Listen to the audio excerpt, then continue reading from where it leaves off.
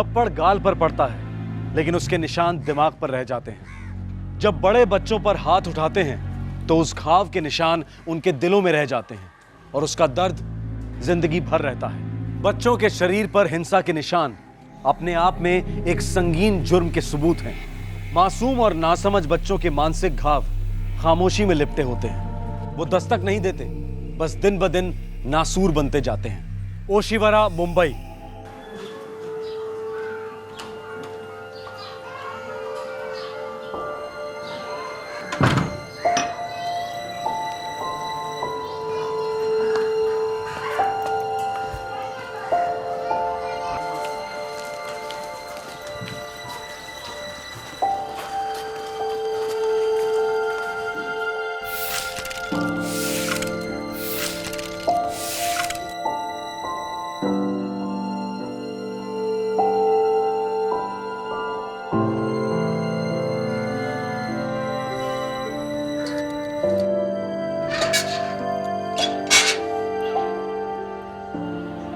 राजू बेटा, क्या बात है, तू रोज 1 घंटे पहले आ जाता है। तेरे घर की घड़ी ठीक नहीं है क्या? आजा बेटा, आजा आजा, कोई बात नहीं है। आजा आजा, जाके क्लासरूम में बैठ जा बेटा। है, जा जा जा बेटा।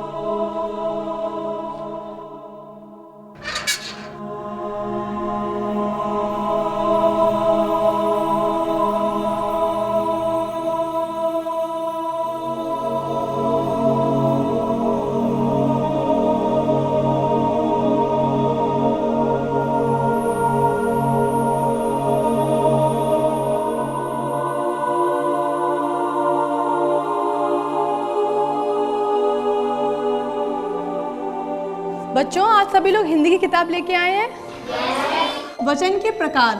वचन के कितने प्रकार होते हैं? 3 प्रकार।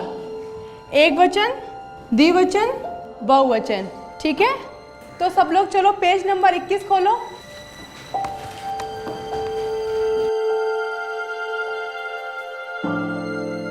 राजू, चलो पूरी कक्षा को भाई का बहुवचन बताओ।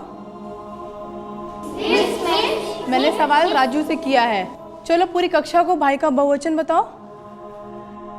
राजू, बताओ बेटा। कुछ बोलो बेटा। नहीं आता है तो कहो नहीं आता है। कुछ तो बोलो बेटा। बेटा। मैम, एक शब्द भी नहीं बोलता है वो। आंखें भी बिल्कुल ब्लैंक। डर लगता है मैम, सच में। लेकिन राजू तो हमारे स्कूल में 1st स्टैंडर्ड से पढ़ रहा है। मैम, मैंने 1st और 2nd दोनों की क्लास टीचर से बात की और दोनों यही कह रही थी कि पार्टिसिपेशन 0 और हर सवाल का जवाब खामोशी। ये खामोशी दरअसल बहुत कुछ कह रही है। राजू बेटा, मैंने तुम्हें पनिशमेंट देने के लिए नहीं बुलाया है। मैं तो तुम्हारी मदद करना चाहती हूँ।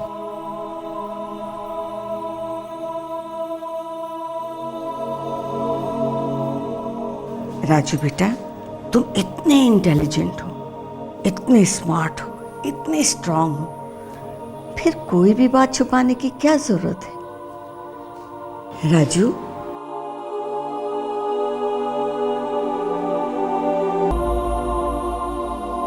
क्या कोई तुम्हें तकलीफ देता है,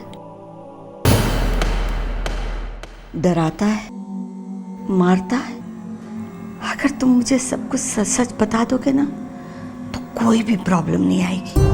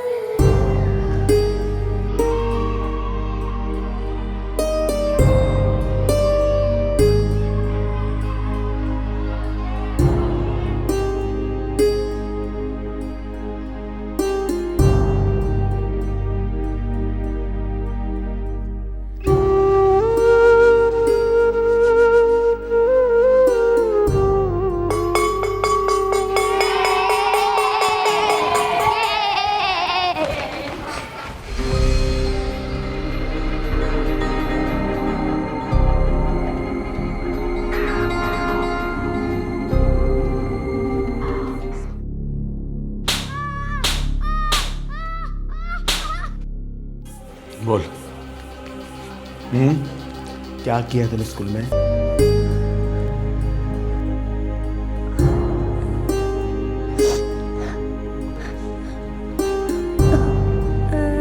मम्मी।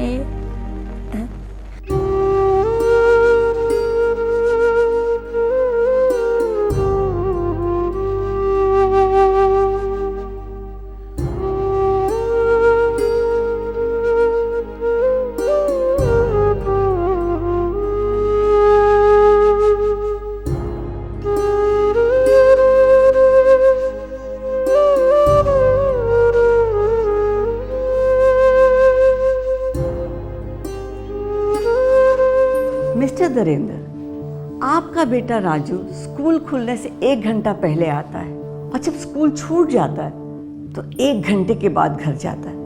ऐसा क्यों? बदमाश है वो, जरूर कोई शरारत करता होगा। नहीं नहीं, राजू ऐसा नहीं है। मैं 3 साल से देख रही हूँ उसे, उसकी कभी भी कोई शिकायत नहीं आई, कोई कंप्लेन नहीं आई। शिकायत क्या है? शिकायत ये है मिस्टर धीरेन्द्र कि राजू शिकायत नहीं कर रहा। किस बात की शिकायत? हर रोज उसके जिस्म पर एक नया घाव दिखने मिलता है। बंदर की तरह कूदता रहता है वो, यहाँ वहाँ लग जाता है। मेरे खुद के बच्चे और इस स्कूल के 2000 बच्चे मेरे अपने ही हैं। मैं हर किस्म का घाव दूर से देखकर बता सकती हूँ। अब कहना क्या चाहती हैं? बस मैं इतना कहना चाहती हूँ कि बच्चे को भूखा मत रखो, उसे प्यार दो। जरूरत से ज्यादा प्यार मिलता है उसे। रोज 1 स्लाइस ब्रेड का टिफिन में होता है उसके। खाना फेंकता रहता है वो इधर उधर, किसी चीज की कदर नहीं है। इतना बदतमीज लड़का ही है। उसकी माँ कहाँ है? उसकी माँ नहीं है। ओह आई एम सॉरी। उसकी डेथ कब हुई मिस्टर धीरेन्द्र? डेथ हुई होती तो अच्छा होता। हमारा तलाक हो गया है। जिंदा है साली अभी भी, नकचड़ी औरत का नकचड़ा बेटा। मिस्टर धीरेन्द्र, अगर आप जबान संभाल के बात करेंगे तो बेहतर होगा। आपका बेटा इस वक्त बहुत दर्द में है, बहुत सदमे में है। तो उसके लिए क्या आप मुझे जिम्मेदार समझ रही हैं? मैं आपको गैर जिम्मेदार समझती हूँ। मैं आपको ऑर्डर तो नहीं कर सकती, लेकिन एक बात सख्ती से कह रही हूँ, अगर राजू के घर के कंडीशंस ठीक नहीं हुए तो शायद उसके जिस्म के घाव तो भर जाएंगे, लेकिन जो उसके मन के घाव है उसका जीना दुश्वार कर देंगे। स्कूल की घंटी की तरह स्कूल के प्रिंसिपल ने राजू के दर्द की दस्तक सुन ली थी। प्रिंसिपल की बातों को ठीक तरह से समझकर अपनी गलती को सुधारने की बजाय राजू के पिता धीरेन्द्र बिल्कुल विपरीत दिशा में चले गए। दूसरे ही दिन उन्होंने अपने बेटे राजू का नाम स्कूल से कटवा दिया। आखिर हम कर क्या सकते हैं? लेकिन अगर हम कुछ नहीं करेंगे तो पता नहीं राजू के साथ क्या क्या करेगा वो आदमी। वो आदमी राजू का फादर है। फादर है तो क्या कुछ भी कर सकता है वो? स्कूल से तो निकलवा ही सकता है, इतना तो कर सकता है, और हम कुछ नहीं कर सकते। ए बाबरो, बैठ बैठ। ये मेरा बेटा है, इससे मैं सिलेंडर उठवाऊं या अर्थी? तेरे को उससे क्या? चल अपना काम कर, चल चल। अरे ये हीरो, हाँ तेरे खाना खाएगा, मार खाएगा? चल घर पे जाके खाना बना। चल जल्दी, चल जल्दी, स्लो मोशन।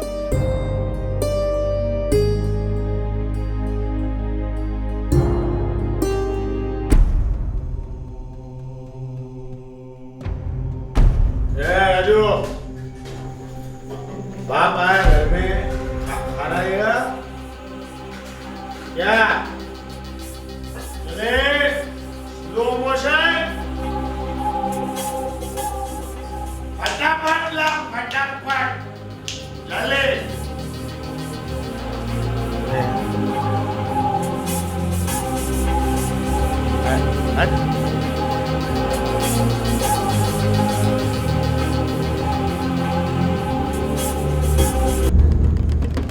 ये जली हुई रोटी है, ये सब्जी कच्ची। कौन खाएगा ऐसा खाना फालतू? तेरा बाप को भूखा मारने का है क्या? ऐसा खाना खिलाता है तू बाप को? साला सुधरेगा नहीं। ये तरीका है, ये भूखा मारते भूखा मारेगा सड़ अंदर सड़ साला देखता है। अरे जानवर है जानवर। अरे जानवर नहीं, शैतान है शैतान। बच्चे का खून पिए जा रहा है हर दिन। सब गलती उस सीमा की है। बेटी को तो साथ में लेके चली गई और उस मासूम बेटे को इस दरिंदे के भरोसे छोड़ दिया। बहुत पाप लगेगा उसको। अरे वो तो हम सबको लगना चाहिए। एक बच्चे की जान ली जा रही है और हम लोग देखने सुनने के अलावा कुछ भी नहीं कर रहे हैं। तो हम लोग क्या कर सकते हैं?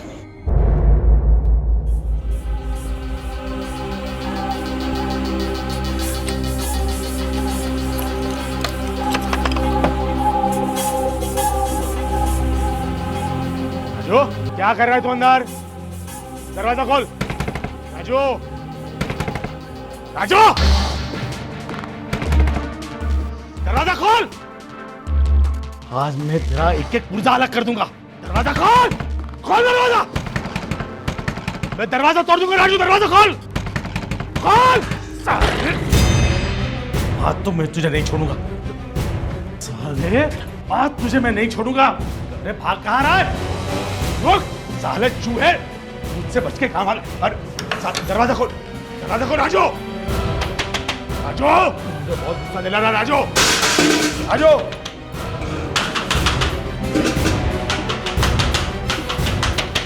राजू दरवाजा खोल। राजू राजू मैं ही तुझे इस दुनिया में लाया हूं।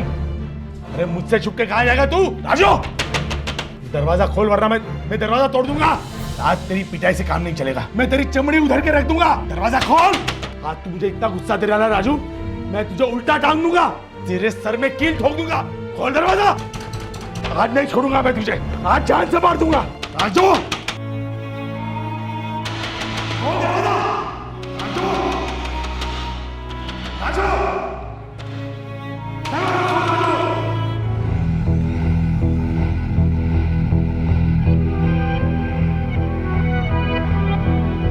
मिस्टर धीरेन्द्र, आपका बेटा अब नहीं रहा। He is dead.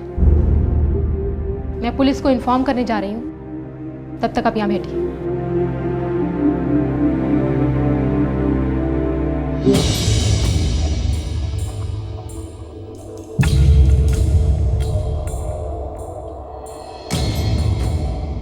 तेरह जुलाई 2011 एक तरफ मुंबई को एक और जबरदस्त आतंकवादी सीरियल बॉम्ब ब्लास्ट ने हिलाकर रख दिया था, तो दूसरी तरफ 11 साल के राजू ने अपने आप को अपने पिता के आतंक से आजाद करा लिया था। क्या लगता है आपको, सुसाइड है या मर्डर?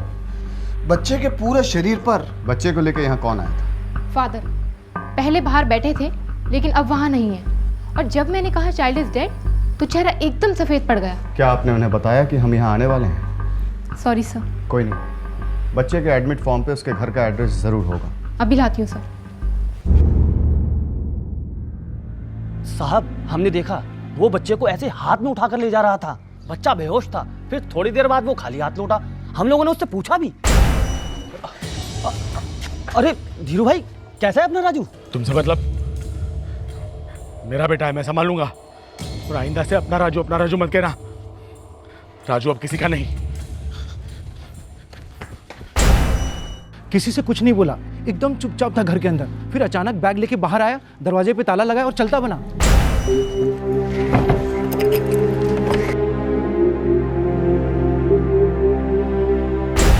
साहब ओशीवारा में धीरू भाई की गैस एजेंसी है। आपके पास गैस एजेंसी का एड्रेस है? हाँ साहब, एक मिनट देखता हूँ मैं। बाप बेटे अकेले रहते थे या? 4 साल पहले बच्चे की माँ बाप को छोड़कर अलग हुई थी। अब वो अपनी बेटी के साथ मायके में रह रही है। मायका किधर है? कुछ उत्तराखंड। हाँ उत्तराखंड। उसका नाम सीमा है। ये लीजिए सर। बच्चा स्कूल जाता था या? हाँ जाता था ना, लेकिन अभी कुछ दिन पहले ही धीरू ने उसे स्कूल से निकलवा दिया। सर धीरेन्द्र का मोबाइल स्विच ऑफ है, लगता है हवा हो गया। Gas agency. साहब धीरेन्द्र सेठ आया ही नहीं, कुछ लफड़ा है क्या? ये गैस एजेंसी उसी की है? हाँ साहब, वो मालिक है यहाँ का। कदम मजिस्ट्रेट के ऑर्डर ले लो। वो आदमी शहर से बाहर नहीं जाना चाहिए। Yes sir. साहब क्या किया हमारे सेठ ने? भाग गया है मतलब कुछ गलत किया है, बहुत गलत किया है। बच्चे का बाप फरार है, बच्चे की माँ का कोई अता पता नहीं है। दोनों में से किसी एक के मिलने तक बच्चे की बॉडी को मॉर्ग में रखो। क्या? Raju is dead? जी मैम। कैसे? Phenyl poisoning. शायद सुसाइड।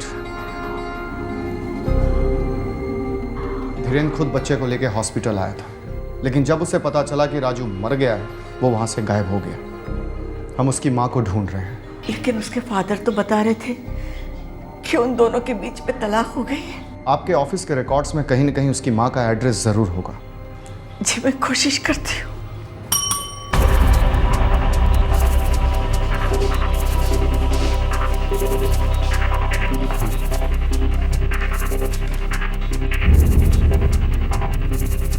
कदम, ये उसकी माँ का एड्रेस। उसे इमीडिएटली इन्फॉर्म करो, लेकिन ये मत बताना कि उसका बेटा मर चुका है। ये बताना कि he is serious. Sir thank you so much ma'am. मुझे पता था। क्या पता था?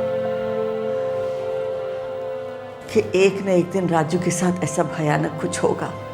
उसका बाप धीरेन्द्र उसे बहुत टॉर्चर करता था। पड़ोसी भी यही बता रहे थे। उस बच्चे की सिर्फ आंखें बोलती थी, और वो भी बहुत कम, मानो जैसे उसके मुंह में जबान ही नहीं हो। शायद चीखने के लिए काम आई होगी। और हम कुछ भी नहीं कर सके। एक बार उसके फादर को बुलाकर वार्निंग दे दी, बस हमारी जिम्मेदारी खत्म हो गई। लानत है हम पर। ये आपके स्कूल का पहला केस होगा मैम, जो इस तरह के टॉर्चर का शिकार हुआ। हम लोग इस तरह के केसेस रोज हैंडल करते हैं। हमें भी शुरू में बहुत बुरा लगता है कि काश हम बच्चे को बचा पाते, लेकिन ऐसा कुछ नहीं होता है। धीरे धीरे हम अपने कामों में इतने मशगूल हो जाते हैं कि सब कुछ भूल जाते हैं। आप भी धीरे धीरे भूल जाएंगी। आफ्टर ऑल वो हमारी औलाद थोड़े ही ना है।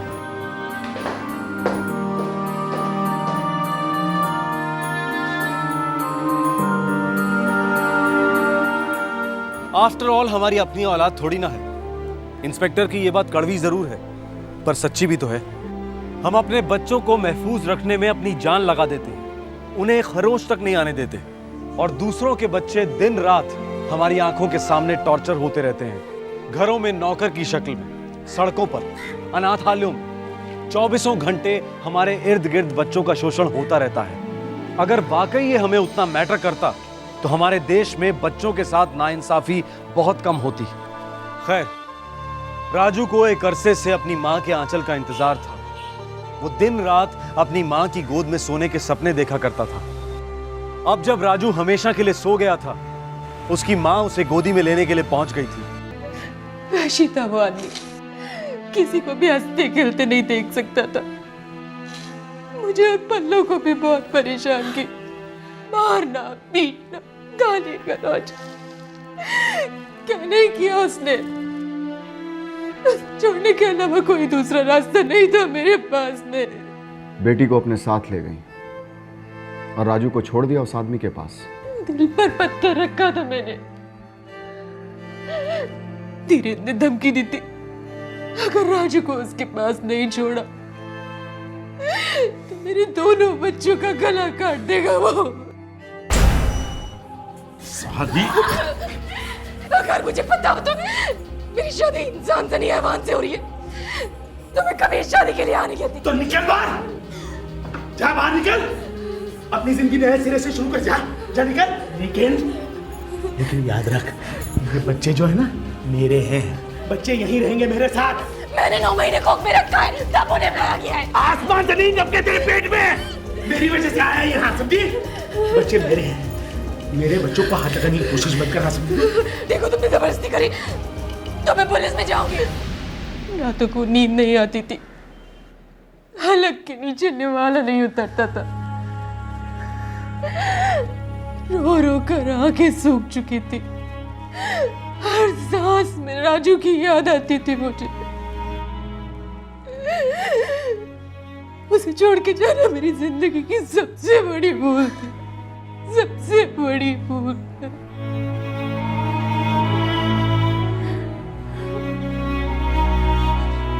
मम्मी मैं भी आपके साथ आऊंगा। निकाल।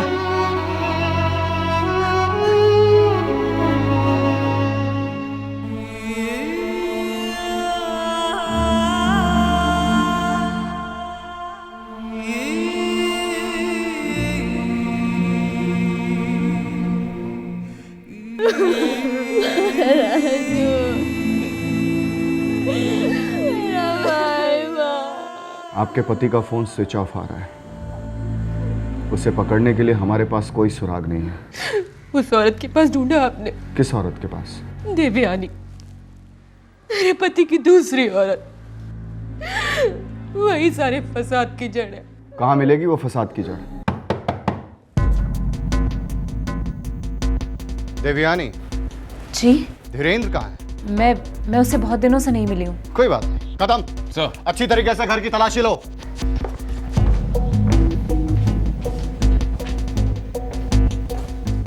देखो नीचे देखो। सर, ये चूहा बिस्तर के नीचे चुपा। चल बाहर निकल साले। मैंने कुछ नहीं किया सर। सब मेरी कोई गलती नहीं है। मेरे बेटे के सुसाइड में मेरा कोई हाथ नहीं है। वो गलती से फिनाइल को कोल्ड ड्रिंक समझ के पी गया होगा सर। सुसाइड भी कहते हो और ये भी कहते हो कि गलती से फिनाइल को कोल्ड ड्रिंक समझकर पी गया। गलती से सर। ठीक है, हम भी एक गलती करना चाहते हैं। क्या गलती? छोड़ दो सर। छोड़ दो सर। तुझे छोड़ दे कीड़े। उस नन्ही सी जान को तू इतना मारता था, वो उफ तक नहीं करता था, और आज हम तुम्हारी थोड़ी सी गुदगुदी कर रहे हैं तो तुम्हारी जान जा रही है। माफ कर दो साहब। तुझे माफ कर दूं? तुझे तो आज साफ करूंगा।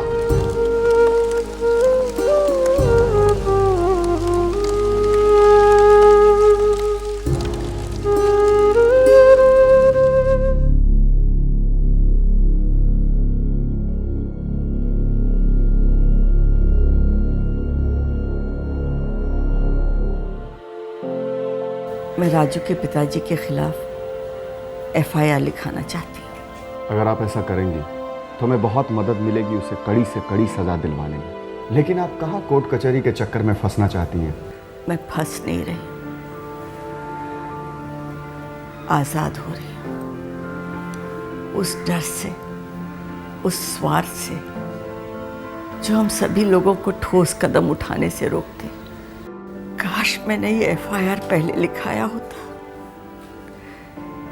तो आज शायद राजू जिंदा होता। मम्मी, हमने राजू को अपने साथ ले जाना चाहिए था। मम्मी, मैं उसे छुपा कर कहीं रख देती माँ, पर हमारा राजू जिंदा होता माँ।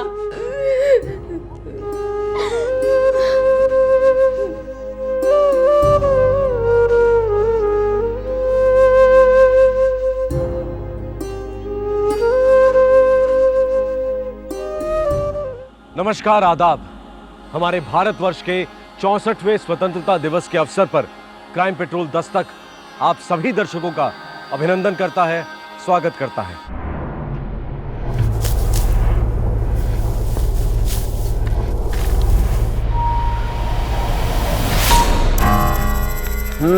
कितने चाहिए? 50,000 पटेल साहब। लौटाएगा कैसे? जी, कड़ी मेहनत करके। और अगर तेरी मेहनत रंग ना लाई तो मैं अपने आप को बेच दूंगा। जिंदगी भर आपकी गुलामी करूंगा मैं। तेरा बेटा है?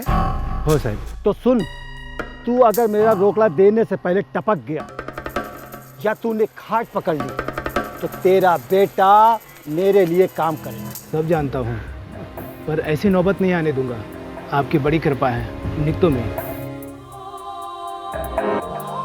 घंटा चुकाएगा ये कर्ज। इसकी सारी नस्ल हमारी फसल काटेगी। अब काटते काटते इनकी जिंदगी कट जाएगी। आपने अभी जो देखा वो 1960 की किसी हिंदी फिल्म का सीन लगता है, लेकिन दुर्भाग्य की बात यह है कि यह दृश्य हमारे देश की आजादी के 64 वर्षों के बाद 2011 की सच्चाई है। इस किसान और जमींदार की फिल्मी सत्य कथा में एक ट्विस्ट है। किसान ने अपना कर्ज चुकाने की जुर्रत की, अपने आप को और अपनी आने वाली पीढ़ी को बंधुआ मजदूरी से बचाने की गुस्ताखी की, अपने आप को आजाद समझने की बेवकूफी की। सांगली डिस्ट्रिक्ट, महाराष्ट्र। अरे केशवा, हे का लिहितोयस? 40 और 36 76 होते हैं, 66 नहीं। 10, 20, 30, 40, फिर 10, 20, 3 वे 74, ऊपर 6, 76। अरे हाँ ताई, धीरे धीरे गिन, पर जवाब सही होना चाहिए। अगं विद्या, हे घे तुझ्या ह्या महिन्याचा पगार, पुरे 800 है। मैं आप ही के सामने गिन लेती हूँ। क्या है ना, पैसे के बारे में शर्मीला होने से किसी का भला नहीं होता। बुरा मत मानिए काकू। अगर नहीं ग, इसमें बुरा मानने वाली कौन सी बात है। देख तो, तू जब से केशव पे ध्यान दे रही ना, कितना सुधर गया है पढ़ाई में। ये तो बस शुरुआत है, हमारा केशव तो लंबी रेस का घोड़ा है। मैं अभी चलती हूँ, मेरे 1000 छोटे छोटे काम बाकी है। टाटा। ये थे काकू। हाँ ये।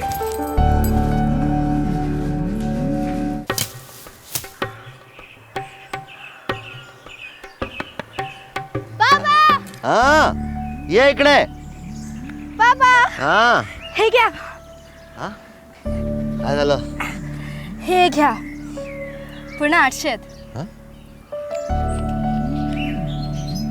अभी तो वो बबन राव जी का हिसाब चुकता हो जाएगा ना? अरे हाँ बेटा, तू एक काम करना, तू घर जाके जरा आराम आराम कर, मैं आता हूँ थोड़ी देर में घर पे। तुम ही पड़ जा और ये पैसे दे आइए, वरना वो बबन राव जी का मुनीम पता नहीं कौन सा नया हिसाब खड़ा कर देगा। अरे ऐसे कैसे कर देगा, बाप का राज है क्या उसके? और फिर तू है ना मेरी पढ़ी लिखी है? चल जा घर, आता हूँ थोड़ी देर में। होमी है। हाँ हाँ।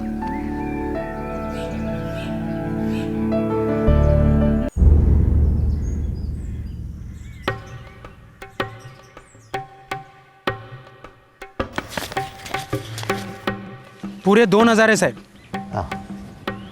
1750 बाकी था भाऊ, और 250 रुपया ब्याज का, कुल मिला के 2000 रुपया हुआ समय से पहले। क्या बात है जगदीश, वक्त से पहले कर्जा चुका दिया तुमने। बेटी ने हाथ बटाया ना भाऊ, इसलिए कर पाया ये सब। भाऊ अब मैं ये नौकरी छोड़ रहा हूँ भाऊ। क्या हमारी नौकरी छोड़ रहा है तू? वो उधर हाईवे से लगे हुए खेत है ना भाऊ, वहां पे नया काम मिला है। क्या है भाऊ, बेटी को बहुत आगे तक पढ़ाने का है मेरे को। क्या बात है जगदीश, क्या बात है, तू तो देश में क्रांति करने निकला है। कर्जा चुका दिया, बेटी को पढ़ा रहा है और हमारी नौकरी भी छोड़ दी। वाह वाह वाह, क्या बात है, क्या बात है। ये तो नमस्कार। खड़ा खड़ा।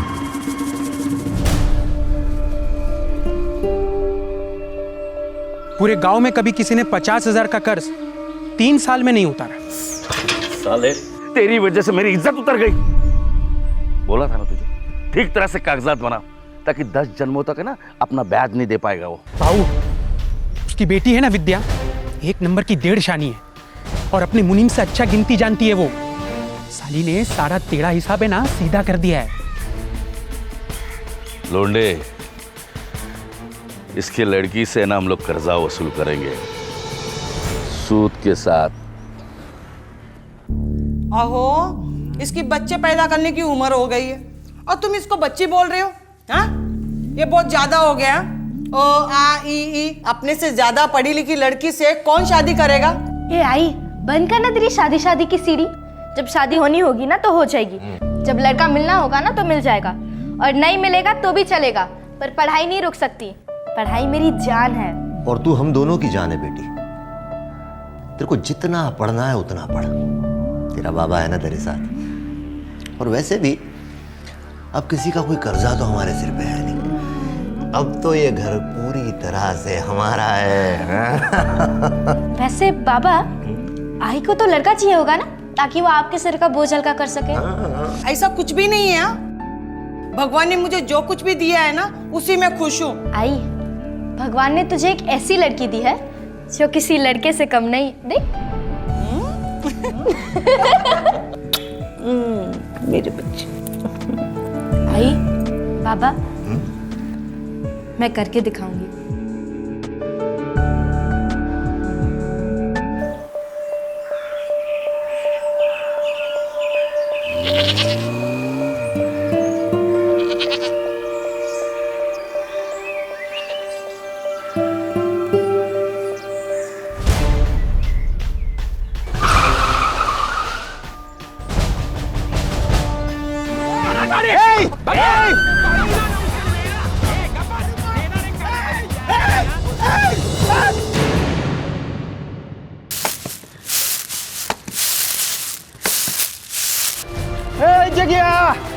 बाहर आ जगह। अरे गजब हो गया। अब विद्या बिटिया, तुम्हारी विद्या। अरे क्या हुआ विद्या को? उठा कर लेगा विद्या बिटिया को दोनों लोग। कौन उठा के लेगा? नाम बोल उनका। भीमा नाम बोल। लौंडे और वो जगताप। जल्दी आ, पीछे पीछे आ, जल्दी। डोका फिरले क्या जगदीश तुझा? हाँ, सट्या गया तू? अरे मेरे आदमी तेरे बेटी को क्यों उठाएंगे? ये भीमा ने अपनी आंखों से देखा है। जगताप और लौंडे दोनों थे। उन्होंने मेरी लड़की को गाड़ी में डाला और डालकर ले गए। वो तो कॉलेज जा रही थी। लौंडिया, जगह। ये क्या बोल रहा? काय झालं काय साहेब? ये बोल रहा है उसकी लड़की को तुम लोग उठा के ले आए। काय? ए जगदीश, मुंह संभाल के बात करा, न तो यहीं पर तेरे मुंह का ज्योग्राफी का बदल दूंगा। ए भीमा, तू बोलना बोलना। बबनराव जी, यही दोनों थे। बड़ी सी गाड़ी में बच्ची को डाल कर ले गए। बच्ची रो रही थी, चिल्ला रही थी। सच बोलो।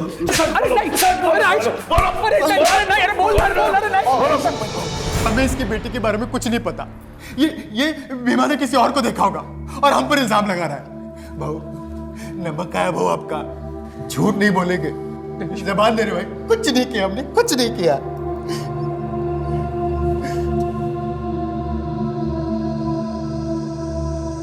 जगदीश, भीमराव की आंखें धोखा दे सकती है, लेकिन मेरे दो पट्टे ये मुझे कभी धोखा नहीं दे सकते। जाओ कहीं और जाके ढूंढो। जाओ जाओ, चलो चलो।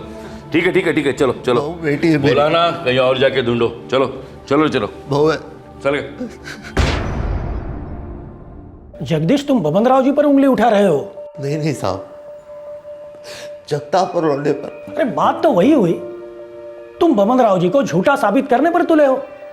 बबनराव जी गांव के सरपंच थे जिन्होंने तुम्हें काम पर रखा था।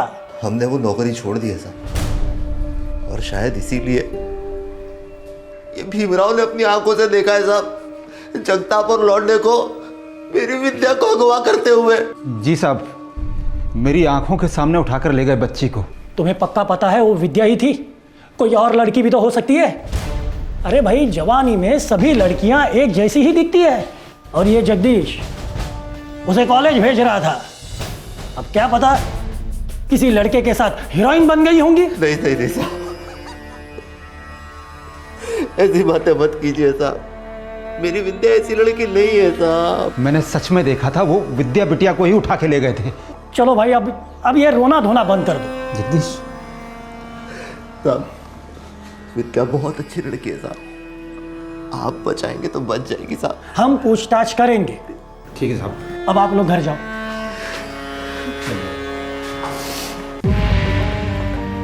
साहब, पूरा बंगला छान लिया पर कहीं नहीं मिली। कह रहे इंस्पेक्टर पागल हुआ है? गवार लोगों की बातों में आया। कैसे मान लिया तुमने कि हमने लड़की को उठा लिया? भीमराव ने इन दो लोगों को देखा है विद्या को उठाते हुए। कौन है ये भीमराव? महात्मा गांधी है, हरिश्चंद्र है, कौन है? कौन? हम पे उंगली उठा रहे हो? जाओ कहीं और जाके ढूंढो। गलती हो गई भाऊ। दोबारा ना हो पाए। हाँ, मैं तो पार्टी को बोल के ट्रांसफर करवा दूंगा गढ़चिरौली, फिर लड़ते रहो नक्सलवादियों के साथ, समझे? साहब, भाऊ से पंगा लेना भारी पड़ सकता है। ये सरपंच था, अब रूलिंग पार्टी का मेंबर है। किसी ने कंप्लेंट की है, एक्शन तो लेना पड़ेगा ना। लोंडिया, ये भीमराव को ज्यादा ही देख रहा है और बोल रहा है। भाऊ, तुम्ही टेंशन नका घेऊ, मैं ये भीमा नाम के कीड़े को ऐसे ही मसल दूं।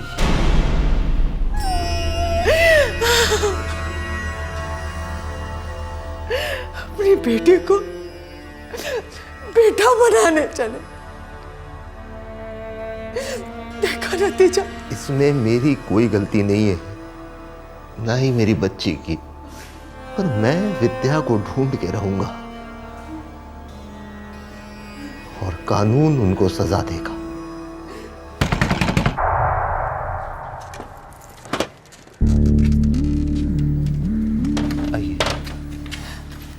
विद्या बीमार है क्या? 2 दिन से आई नहीं मेरे क्वेश्चन को पढ़ाने।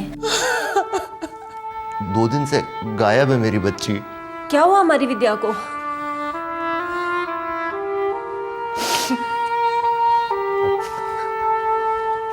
इंस्पेक्टर साहब छुट्टी पर है। तो क्या? मेरा केस कौन देखेगा? अरे काहे का केस?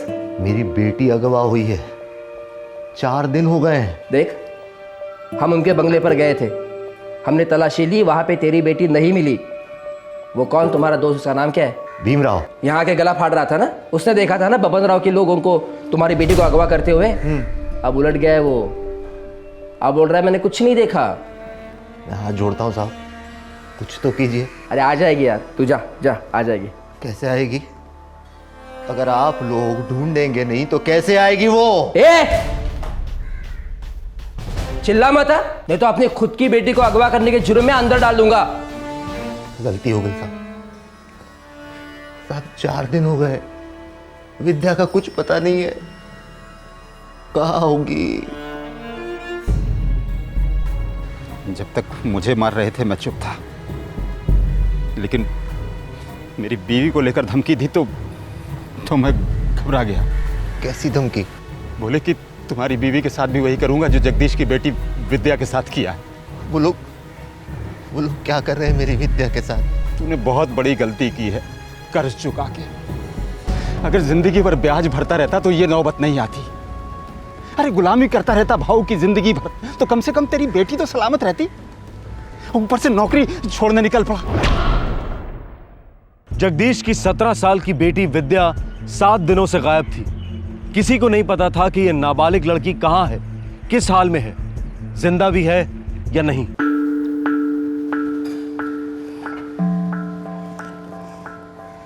अब छोड़ भी दो ना उस बच्ची को। बच्ची? अपने सोनाली की उम्र की है। देखिए आप ये सब क्या कर रहे हैं उसके साथ। अपना मुंह बंद रख। अगर आज अभी आपने उसको नहीं छोड़ा ना तो एसपी साहब के पास जाके मैं खुद बोल दूंगी। हाँ? आप मेरे साथ जो चाहे कीजिए, लेकिन आज वो लड़की अपने घर जानी चाहिए। नहीं तो तू एसपी के पास जाएगी? हाँ जाऊंगी। जाऊंगी।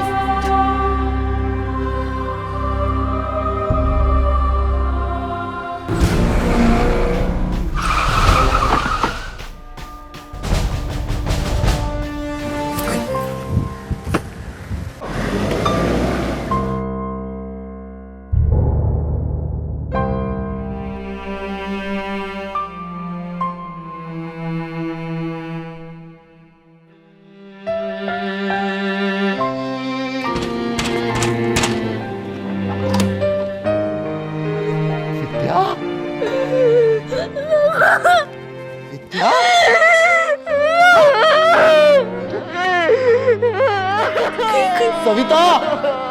विद्या तो भाग जा। काय झालं?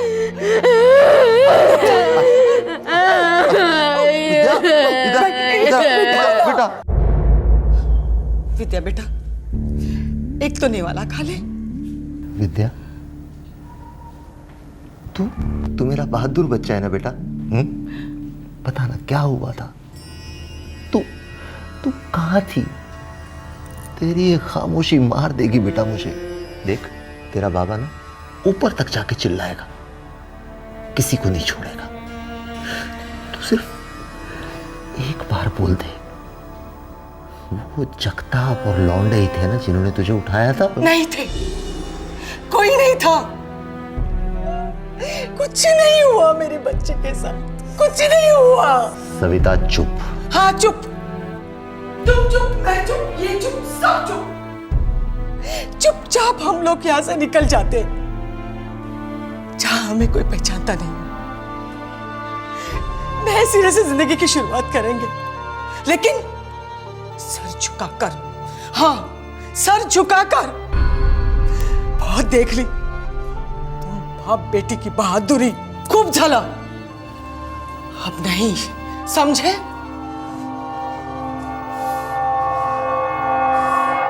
सात दिन 7 रातें विद्या अपने घर से गायब थी। बब्बन राव और उसके गुंडों की कैद में रही थी। उसके होठ सिल गए थे, जुबान बेजान हो चुकी थी। उससे पूछा गया हर सवाल सन्नाटा निकल रहा था। आखिरकार उसी शाम विद्या ने अपना जवाब दे दिया। सबसे पहले उसका कॉलेज बंद करवाओ और उसके लिए लड़का ढूंढना शुरू कर दो। अभी आने वाले गणपति पे उसके हाथ पीले हो जाने चाहिए। सुन रहे हो ना? ये सिर्फ तुम्हारी वजह से हुआ, सिर्फ तुम्हारी वजह से। गांव की किसी भी लड़की के साथ ऐसा नहीं हुआ। क्यों? क्योंकि उनके बाप उनको पढ़ा लिखा कर झांसी की रानी नहीं बनाना चाहते थे। वो मुंह नहीं खोलेंगे। मैं एक औरत हूं और एक मां भी। मैं समझ सकती हूं उसके साथ क्या होगा।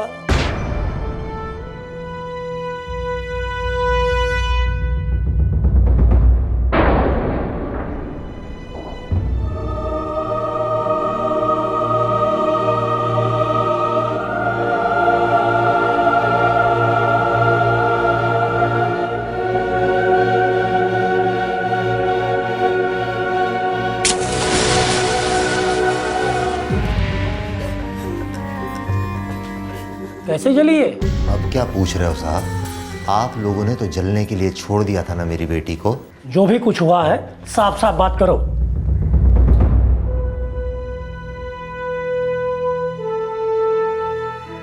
ऐसे गुस्से से कुछ नहीं होगा। तुम्हारे साथ जो भी कुछ हुआ है हमें बता, हम एक्शन लेंगे। जब लेना था तब तो लिया नहीं। अब हम सिर्फ एसपी साहब के सामने बयान देंगे। क्या हुआ, कैसे हुआ और कौन कौन लोग इसमें शामिल थे, सब एसपी साहब के सामने बताएंगे। सर मामूली सी बात है सर, छोटी सी बात है। वो गांव वाले आपको मिलना चाहते हैं फोकट में। वैसे आप तकलीफ मत लीजिए। इंस्पेक्टर काले, अगर आपने थोड़ी सी तकलीफ उठाई होती तो एक बाप को 17 साल की लड़की को ढूंढने के लिए आपके पैरों में गिरने की जरूरत नहीं थी। शायद आप भूल गए कि हम सरकारी जमाई नहीं, सरकारी नौकर हैं। तोड़ डालना चाहिए था पवनराव को। सर हमने पूरी कोशिश की लेकिन छड़प। पूरी तरह तैयार हो जाइए इंक्वायरी के लिए, क्योंकि मैं खुद उस लड़की से बात करूंगा कि क्या हुआ था उसके साथ।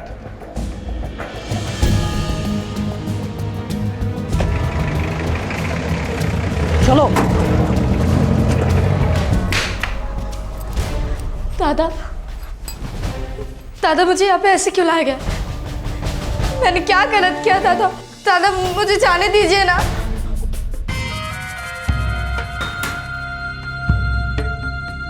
सरपंच काका, इनसे कहिए ना मुझे घर छोड़ने को। मुझे घर जाना है। छोड़ेंगे विद्या, तुझे घर छोड़ेंगे। लेकिन उसके पहले मेरे कुछ सवालों का जवाब देना पड़ेगा बेटा तुझे। क्या? तू पढ़ी लिखी है, अपने बाप को हिसाब सिखाया, इसीलिए सारा कर्जा चुक गया है? चुक गया ना? पर ये तो अच्छी बात है ना काका। हाँ बेटा, बहुत बहुत अच्छी बात है, बहुत अच्छी बात है। लेकिन तेरी वजह से पूरी बिरादरी में मैं नंगा हो चुका हूँ। नंगा! काका आप ये क्या बोल रहे हो? लोंडिया, जग्या, ये इसको बताओ, विद्या जानती नहीं नंगा होना क्या होता है। काका मुझे घर जाना, काका मुझे घर जाना, मुझे घर छोड़ेंगे जाना। घर छोड़ेंगे ना तुझे अभी। हाँ?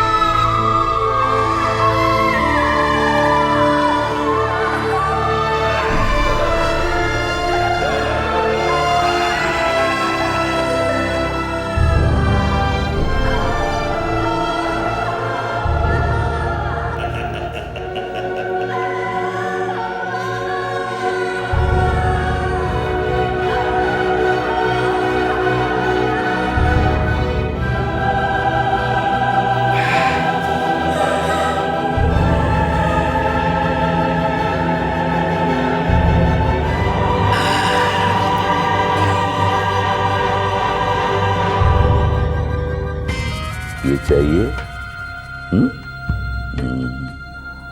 घर जाना है ना तुझे? एक छोटा सा काम करना पड़ेगा तुझे। एक चिट्ठी लिखनी होगी। अगर तू लिखेगी तो ये कपड़े मिलेंगे और घर भी जाएगी तू। हाँ? लिखेगी?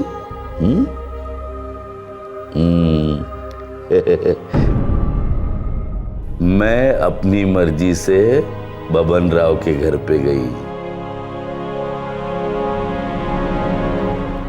बबन राव ने कहा मुझे, बेटी वापस घर पे जा, लेकिन मैं अपनी माँ बाप से बहुत परेशान थी। लिख, बबन राव के घर पे मुझे बहुत प्यार मिला। कोई बदतमीजी नहीं की, कोई ऐसी वैसी हरकत नहीं की उन्होंने। जैसे मैं गई थी वैसे वापस आई।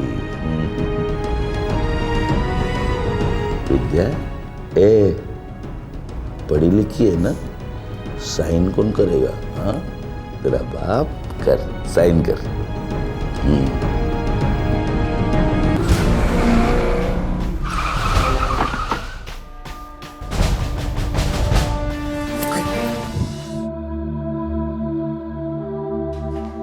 काले कान, आंख, दिमाग, जो भी खुलता है सब खोल कर सुनो। 24 घंटे के अंदर मुझे एफआईआर लॉन्च चाहिए। बब्बन राव, जगताप, लौंडे तीनों लॉकअप में चाहिए और 3 दिन के अंदर चार्जशीट फाइल होनी चाहिए। तुम दोनों के स्टेटमेंट भी चाहिए मुझे कि तुमने इस केस में किस किस तरह के एक्शन लिए। दरअसल तुमने कोई एक्शन लिया ही नहीं, वो क्यों नहीं लिया?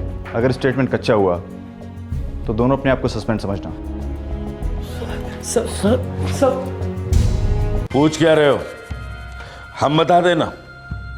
लड़की को हमने उठवाया, लेकिन कुछ किया नहीं। लौंडिया, ये रही लड़की की स्टेटमेंट, जेरॉक्स कॉपी है, ओरिजिनल लॉकर में है। जिस लॉज में तुमने लड़की को रखा था उस लॉज के मालिक का स्टेटमेंट है मेरे पास। लड़की की चीखें सुनी थी सबने। काले, लड़की मजा ले रही थी, खुद आई और खुद गई। इतना लगता है तो बुलाओ लड़की को हमारे सामने कहने दो, फिर मानेंगे। हैं? एकनाथ, तीनों को अंदर बंद कर दो। ए काले, तेरा जीना मुश्किल कर दूंगा मैं। मुझसे कहा गया है कि तुम्हारा अरेस्ट वारंट नहीं दिखाना, सिर्फ एफआईआर लिखवाना। मतलब समझते हो इसका? लड़की दम तोड़ रही है, दुआ करो बच जाए।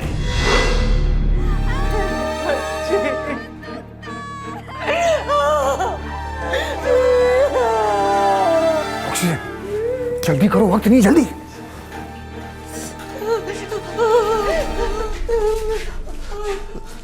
क्या हुआ सर? बहुत देर से सो रही है विद्या, चुप है, ठीक तो है ना वो? मैंने कहा था ना तुमसे, 99% जल चुकी है तुम्हारी बच्ची। अब वो कभी नहीं उठेगी जगदीश। मैं आवाज देता हूँ उसको, मेरी आवाज सुन के उठती है सर हमेशा। सुनती है ना मेरी आवाज सुन के उठती है ना, बता लो उनको। मैं आवाज देखा। अपनी विद्या को उठाओ, जाओ उसको बुलाओ। विद्या!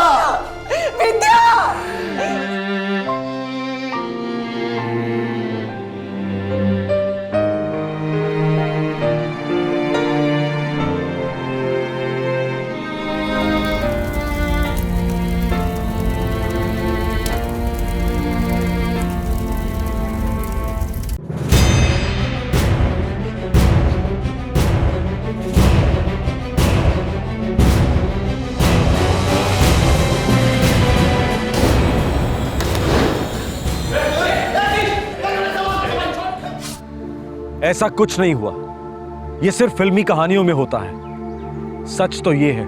जय हिंद मैडम, जय हिंद। क्या मैडम, आप तो हमें भूल गई। 7 दिनों से सड़ रहे लॉकअप में। देखो मैडम, गोल गोल बातें तो मैं करता नहीं हूं। अपोजिशन लीडर वामन राव अमनकर मिलने आए थे, दिल्ली की ऑफर दी है मुझे। नहीं, मैं हाँ भी नहीं बोला, ना भी नहीं बोला, लेकिन कल वामन राव जी वापस मुझे मिलने आ रहे। लड़की तो रही नहीं, ये फाइल आराम से क्लोज हो सकती है। रखता हूं। जय हिंद मैडम, जय हिंद। अरे वाह एसपी साहब, हमारी प्राइवेट बातें सुन रहे हो चुप चुप के? हैं? आप और हम दोनों पब्लिक के सेवक हैं, प्राइवेट क्या है यहाँ? लड़की मर चुकी है, क्रियाक्रम हो चुका है उसका। वैसे इस केस को भी जला दो ना, आपस में सुलटा देंगे। कल इस वक्त आप भी मुर्दाघर में हो सकते हैं, बर्फ की लादी के ऊपर। फिर आपको भी जला देते हैं, क्रियाक्रम कर देते हैं। धमका रहे हो मुझे? जितने महीने ये खाकी पहनी है ना तुमने, उतने साल मैंने ये खादी पहनी है। ऐसी जगह ट्रांसफर कराऊंगा ना, मक्खी मारते बैठोगे। लेकिन मेरे जैसे सिरफिरे आपको मिलते रहेंगे और उनमें से एक ट्रांसफर मंजूर नहीं करेगा, और ये मोबाइल फोन कहीं और घुसेड़ देगा, और आप कानून की चौखट पर फड़फड़ा के दम तोड़ देंगे। जितने फोन घुमाने घुमा लो, मैं यहां से तुम्हें किसी भी कीमत पर नहीं निकलने दूंगा।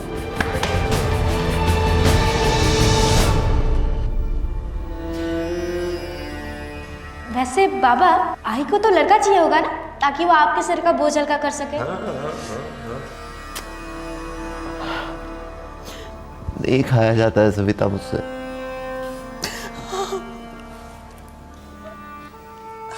कहीं और जाकर बच जाते, यहाँ रहेंगे तो विद्या की याद आएगी। दुनिया में ऐसी कोई जगह है जहां पे हमें विद्या की याद नहीं आएगी? बहुत याद आती है विद्या। विद्या आई बाबा, आप दोनों को एक बेटा चाहिए था ना, मैं हूं ना आपका बेटा। पूरी संभावना है कि बब्बन राव ना सिर्फ छूट जाएगा, बल्कि असेंबली या पार्लियामेंट में पब्लिक की नुमाइंदगी भी करेगा। स्वतंत्रता दिवस के मौके पर ऐसे निराशाजनक केस के बारे में आपको बताना हमने जरूरी समझा, ताकि हम सब शहरी भारतीयों को एहसास हो, आभास हो कि एक बहुत बड़ा ग्रामीण भारत निरक्षरता और शोषण के शिकंजे में दम तोड़ रहा है। वो आज भी आजादी के इंतजार में घुट रहा है। जब तक ग्रामीण भारत को न्याय नहीं मिलेगा, सही मायने में मेरा भारत महान कैसे कहलाएगा। अगले हफ्ते आप सबसे फिर मुलाकात होगी, तब तक जरा सोचिएगा जरूर। विद्या हम सबकी बेटी थी। जय हिंद। इस तरह के और भी एपिसोड देखने के लिए हमारे चैनल को सब्सक्राइब करें और बेल आइकन दबाना ना भूलें।